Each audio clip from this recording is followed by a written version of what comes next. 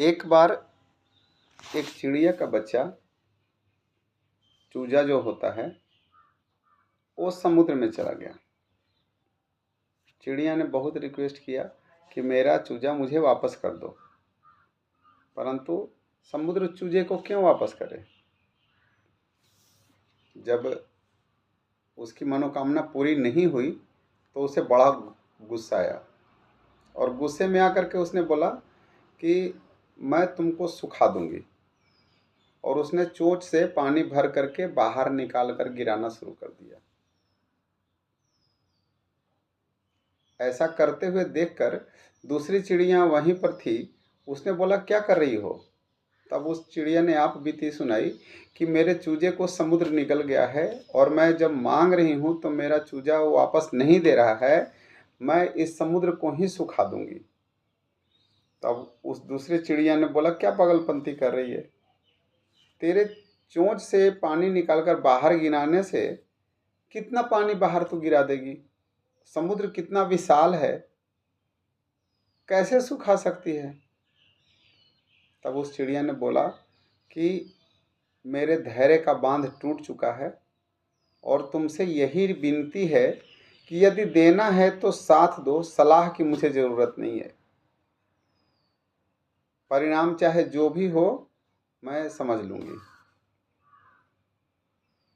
दूसरी चिड़िया को बड़ा हर्ट हुआ।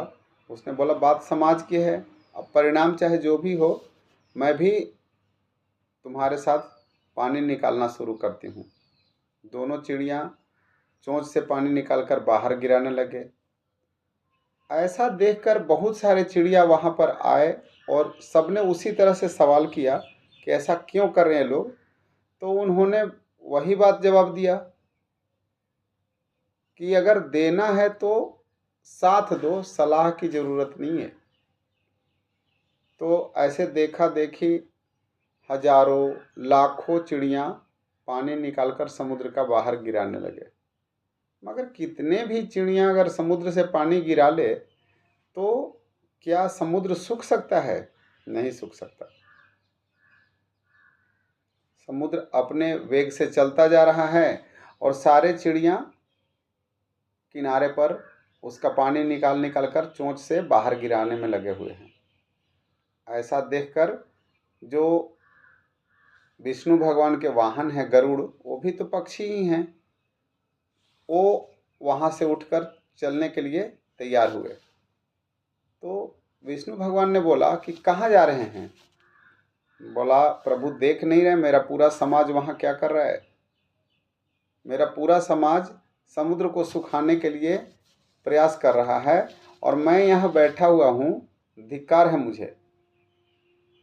मुझे आज्ञा दीजिए, मैं भी जा रहा हूँ, मैं भी समुद्र को सुखाने में उन लोगों की मदद करूँगा। विष्णु भगवान बोले कि वो तो ना समझ हैं, परंतु आप तो समझदार हैं। क्या आप नहीं समझते कि कितना भी प्रयास आप लोग कर लेंगे, पूरे चिड़िया संसार में जितने भी चिड़िया हैं, अगर सारे चिड़िया भी अगर समुद्र का पानी निकालकर बाहर चोंच से गिराएंगे तब भी समुद्र नहीं सूख सकता। आपको तो समझना आना चाहिए। तब गरुड़ जी ने विष्णु भगवान को बोला कि हे भगवान, मैंने आपकी भक्ति की है, मैंने आपकी सेवा की है, उसमें मैंने कभी कोई कमी नहीं छोड़ी। अब आपसे एक ही निवेदन है कि यदि देना है आज तो मेरा साथ दीजिए, सलाह की ज़रूरत आज नहीं है हमें। बात आज मेरे समाज पर आया हुआ है और हम एकजुट हैं, हम जा रहे हैं, अगर देना है तो हमारा साथ दीजिए। तो विष्णु भगवान सोचे कि बात तो सही है, मैं इनके ऊपर सवार होकर कहीं भी आता जाता हूँ, जो भी है आज तो इसका साथ देना बनता है। तब विष्णु भगवान बोले कि ठीक है, रुकिए, मैं भी चलता हूँ। जब विष्णु भगवान अपने आसन से जब उठे तब समुद्र देवता त्राहिमाम करते हुए बोले कि प्रभु, अब मेरे को कोई और नहीं लग रहा है कि कोई मुझे बचाएगा। जब आप ही मुझे सुखाने के लिए चल दिए तो मेरा सूखना निश्चित है। मैं अपनी गलती को स्वीकार करता हूँ, माफ़ कीजिए। मैं उस चिड़िया के चूजे को जीवित वापस कर देता हूँ। इस कहानी से यह सारांश निकलता है कि यदि छोटे छोटे प्रयास भी किए जाएं तो उसका परिणाम बहुत बड़ा हो सकता है। असंभव कार्य कुछ भी नहीं है दुनिया में। और दूसरा यह भी बात समझ में आता है कि एकजुटता होना बहुत जरूरी है।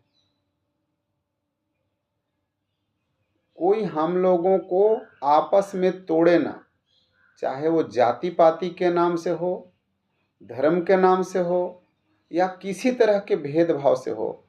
समाज खंडित नहीं होना चाहिए, क्योंकि समाज में हर आदमी का अपना महत्व है। आप कभी भी सोचिए कि एक व्यक्ति किसी भी जाति का हो, अगर वो समाज में नहीं रहेगा तो क्या समाज का, स्वस्थ समाज का निर्माण हो सकता है? कभी नहीं हो सकता। Thank you.